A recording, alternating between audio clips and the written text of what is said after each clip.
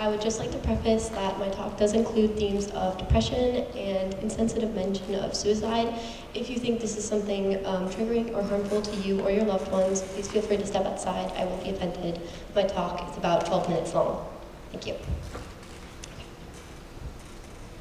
A pair of dice.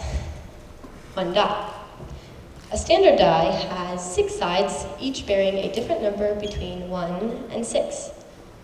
Despite the simplicity of their design, most people in this room would be able to recognize a pair of dice upon first glance. Their uniqueness makes them easy to distinguish. Not many things look like them. But let me ask you this. What is a die without its sides? What is a die when its faces are completely blank? Not a huge trick question, it becomes a cube, which is something completely unremarkable, completely ordinary. It just simply exists. Like a die and its sides, one's personality can be divided into 6 overarching categories that help define who you are.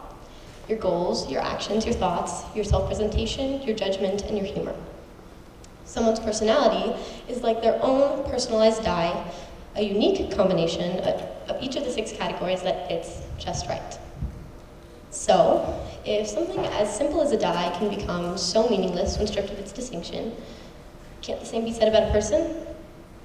From my experience, that answer is a big, blaring yes. Having struggled with my sense of self for the majority of my life, those 6 sides of my die were never quite concrete. My life-abiding principles never entirely there. I'd always felt somewhat uncomfortable in my own skin, but my insecurity was never more than a voice in the back of my head.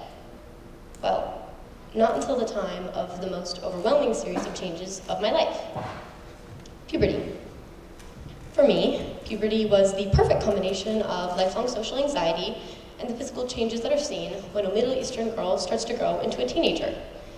It was just enough to make me think that nothing about myself was likable.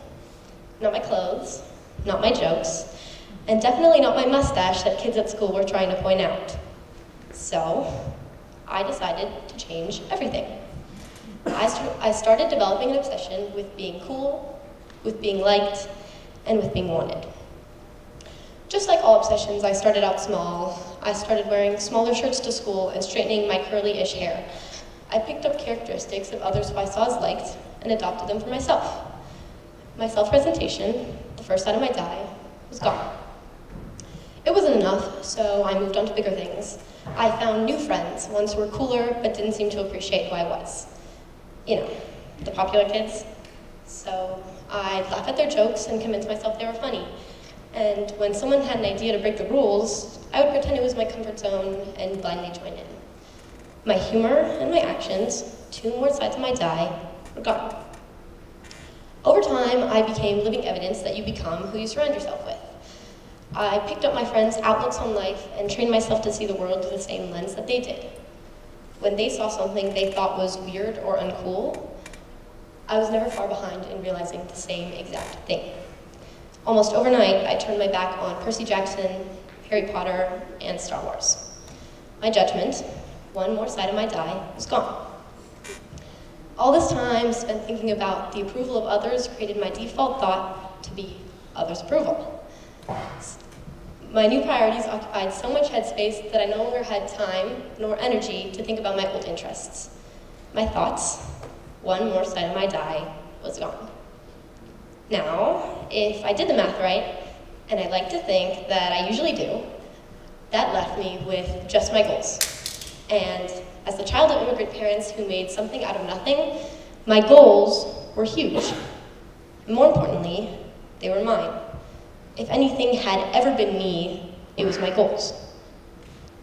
One day, I was going to do something big. One day, I was going to change the world. My goals were the centerpiece of my personality, the core of who I was. I held on to them with every fighting piece of myself, dreaming my whole life of using the opportunities my parents never had. Needless to say, I could have never guessed that there would have ever been a time where I no longer strove for them. I specifically remember one day being told by a friend, "Julia, I feel so bad for you. Your parents are so insane, they make you study so much and do so much stuff. Like, if I had your parents, I would probably just kill myself. Do you know what saying that does to a person? That changed everything for me. I mean, besides suggesting that I should kill myself, my friend's words gave me permission to hate my parents, something to pick fights over and slam doors because of. But more importantly, what my friend said made me question if all my values, if all my dreams, if any of my lifelong goals had ever truly been mine. He can't be right, he can't be right. But what if he is? What if my parents imposed their will on me so much that they tricked me into thinking it was for myself this whole time? Oh my God, he's right. Oh my God, I hate my parents. I'm never letting them force me to do anything ever again. So, I stopped caring. I stopped studying for tests. I stopped doing my homework on time. I dropped extracurriculars. Those goals were never mine in the first place, I guess. My goals. My core, my calling, and the very last side of my die. All gone. Now, my die was completely blank. Nothing about me was actually me anymore.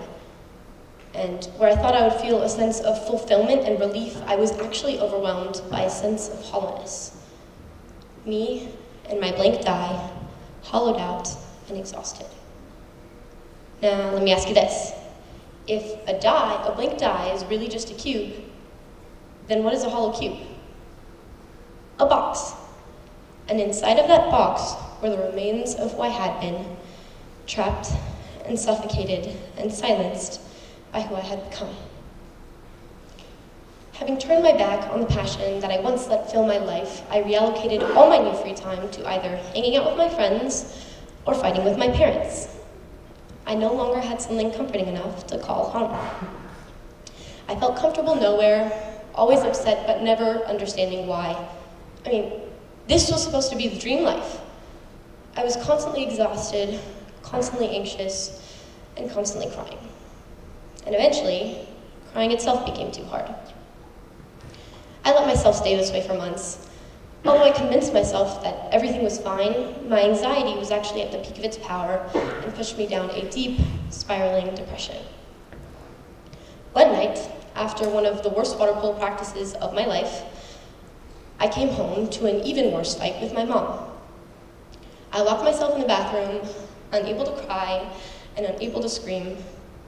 I was enveloped in self-hate. I felt physically in pain, like I had broken every single bone in my body, one at a time. I remember turning and looking in the mirror, and for a split second, not recognizing the face that stared back. A lot of nights looked like this. Every night, I was startled by my reflection in the mirror, and every night, I was even more startled at how long it took me to realize that the reflection staring back was actually just me. Every single night, I would tell myself, it's okay, it was just a bad day. Newsflash, that was a lot of bad days in a row. 8 months of bad days, to be exact. Fortunately for me, my excuses eventually ran dry.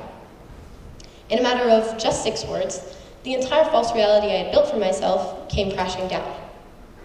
I mean, when 2 oblivious 13-year-old boys, your younger brothers, tell you that you've been much less happy lately, that's when you know maybe there is a teensy-weensy little bit of a problem.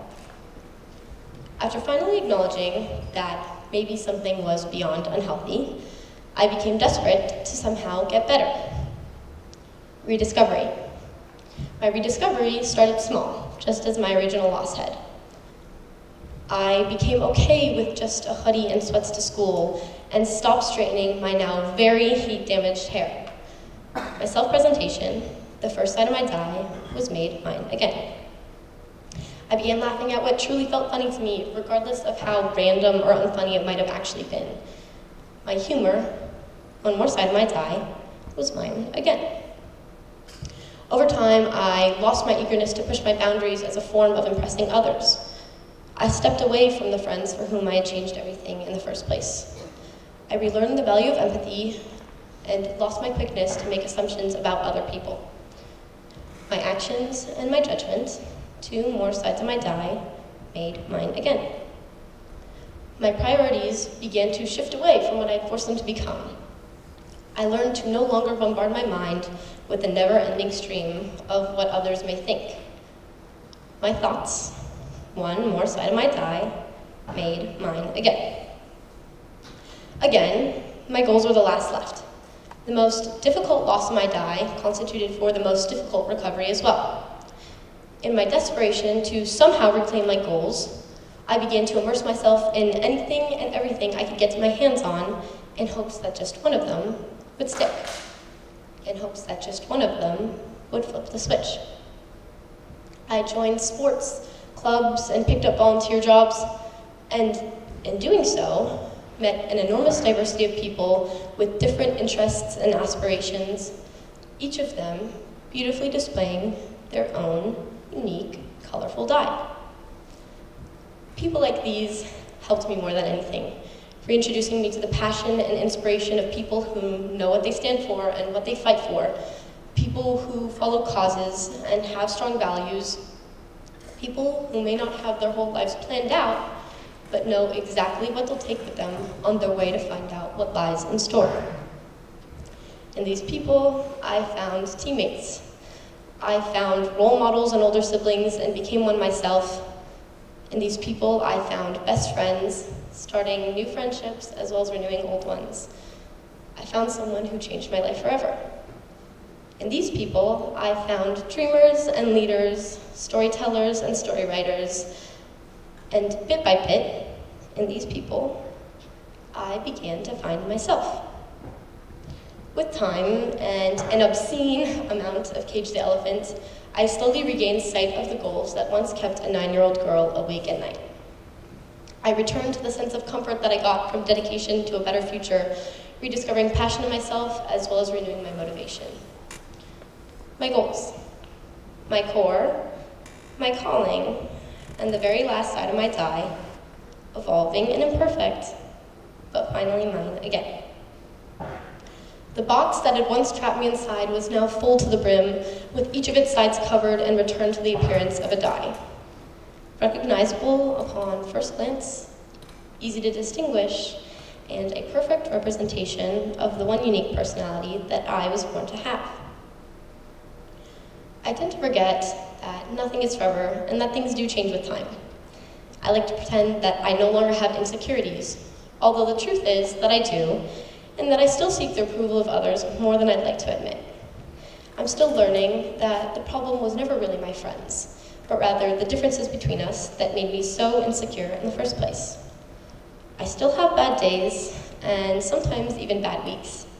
I still wake up in the mornings not entirely sure what I want, and I still continue to develop who I am and who I want to be with every waking moment, as does everyone.